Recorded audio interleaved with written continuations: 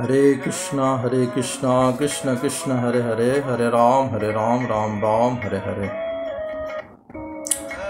तो আমরা শাস্ত্রে মানে পুরাণ ভাগবতম বেদে এই সমস্ত শাস্ত্রের মানে যতগুলো বেদ আছে চতুর্বেদ 18টা পুরাণ এর মধ্যে একমাত্র জিষ্ট হচ্ছে ঈশ্বর পরমকৃষ্ণ ভগবান কৃষ্ণ হচ্ছে সুপ্রিম কমান্ডার। কোথায় বলে যে ব্রহ্মনিষদে ব্রহ্মাজি নিজে বলছেন, সমস্ত পুরাণে এই কথাগুলো লেখা আছে।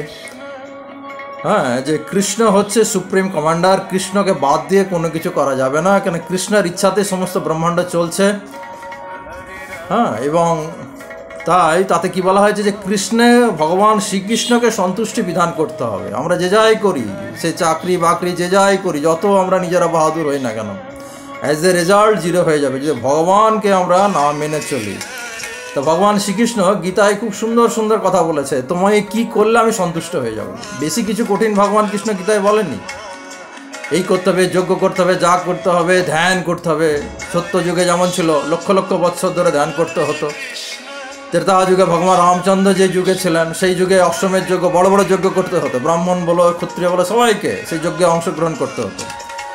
কিন্তু ওই কলিযুগে খুব সহজ সরল পন্থা আছে, এবং তার মধ্যে ভগবান শ্রীকৃষ্ণ বলেছেন কিছু সহজ সরল পন্থা। আর আমাদের গৌর হরি, পতিত পাবন গৌর হরি, উনি তো আরও সহজ করে দিয়েছেন। হ্যাঁ, হরে কৃষ্ণ মহামন্ত্র কীর্তন করো, তাহলে তোমার তো উদ্ধার হবে, তোমার বংশের উদ্ধার হবে। হ্যাঁ, মানে বংশের মানে ছেলে মেয়ে বাবা কাকা খুড়া যারাই রয়েছে তাদের বংশ পবিত্র হবে। তো যাই হোক, এখানে ভগবান শ্রীকৃষ্ণ গীতাতে বলছেন যে তুমি আমাকে খুব সহজে তুমি গ্রহণ করতে পারো, আমি তোমাকে তোমার প্রতি তুমি যে গিফট, আমরা যেমন অনেক মানুষকে গিফট দিই, বন্ধুকে গিফট দিচ্ছে, বিভিন্ন মানুষকে গিফট দিচ্ছে, কিন্তু ভগবান কৃষ্ণ বলছেন যে আমাকে তুমি ভক্তি সহকারে একটা গিফট দাও, আমি প্রীতি সহকারে ভক্তি সহকারে তুমি দাও, আমি গ্রহণ করে নেব। সেই গিফটটা কী দিতে হবে? ভগবান গীতাতে বলছেন পত্র পুষ্পং ফলং তয়ম যোমে ভক্ত প্রবক্ষতি তৎ অহম ভক্ত প্রহিতম अस्मामिं प्रयतम तस्मनम। অর্থাৎ যে বিশুদ্ধ চিত্ত আমাদের নিষ্কাম ভক্ত, বিশুদ্ধ চিত্ত মানে যার চিত্তে কোনো জটিলতা নেই। এখানে মেন চিত্ত জটিলতা তাদের থাকে না যারা পবিত্রতা মেনটেন করে, কেন ভগবান হচ্ছে কৃষ্ণ হচ্ছে পবিত্র।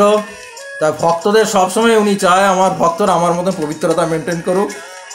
তো কেউ যদি বিশুদ্ধ চিত্তে নিষ্কাম ভক্ত ভক্তি সহকারে আমাকে পত্র পুষ্প ফল, আর কিছু বলেনি ভগবান এখানে বলছে পত্র, পাতা, ফুল এবং ফল এবং জল অর্পণ করে, তার সেই ভক্তিপ্লুত উপহার আমি প্রীতি সহকারে প্রীতি সহকারে গ্রহণ করি।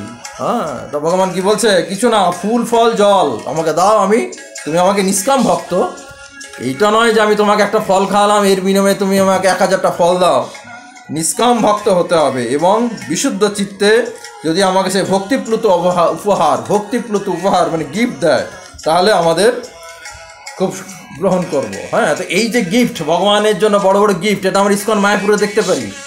আমাদের বিভিন্ন ভক্তরা কত রাধারানীর জন্য কত রকম গিফট নিয়ে যায়, ভগবানের জন্য কত রকম গিফট নিয়ে যায়। বিদেশি মাতা যেগুলো তো আরও সুন্দর সুন্দর গিফট নিয়ে আসে। তা আমাদের ভাগবতমে বলছে ভগবানের সব থেকে প্রিয় জিনিস কী কী। আমরা যদি ভগবানকে প্রিয় জিনিসগুলো গিফট করি, ভগবান শ্রীকৃষ্ণের সবচেয়ে প্রিয় জিনিসগুলো গিফট করি, তাহলে ভগবানকে ইজি আমরা সন্তুষ্ট করতে পারবো। যেমন ফুল, হাজার হাজার ফুল ফোটে এবং সেই ফুল আমরা ভগবানের দেবী কাজে লাগে। তো ফুলের মধ্যে সবচেয়ে ভগবানের প্রিয় ফুল হচ্ছে জুঁই ফুল। এই জুঁই ফুল ভগবানের অতীব প্রিয় এবং সেন্টেড ফুল, সুগন্ধি ফুল।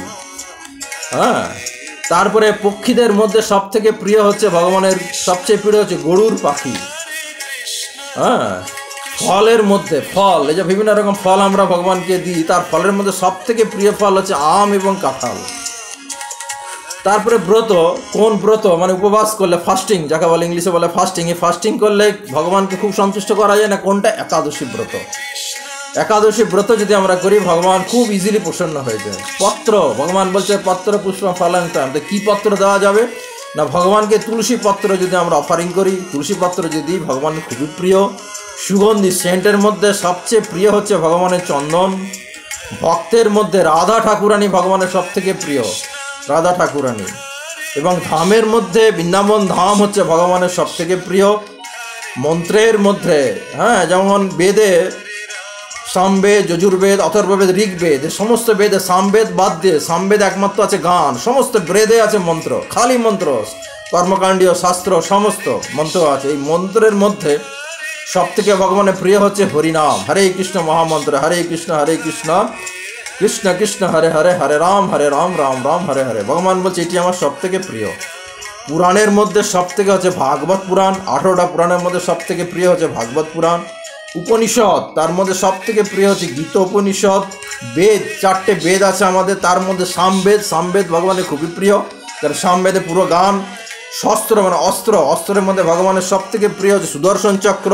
এবং লীলা, ভগবানের সব থেকে প্রিয় লীলা হচ্ছে রাসলীলা। হরে কৃষ্ণ কৃষ্ণ কৃষ্ণ হরে হরে, হরে রাম রাম রাম হরে হরে।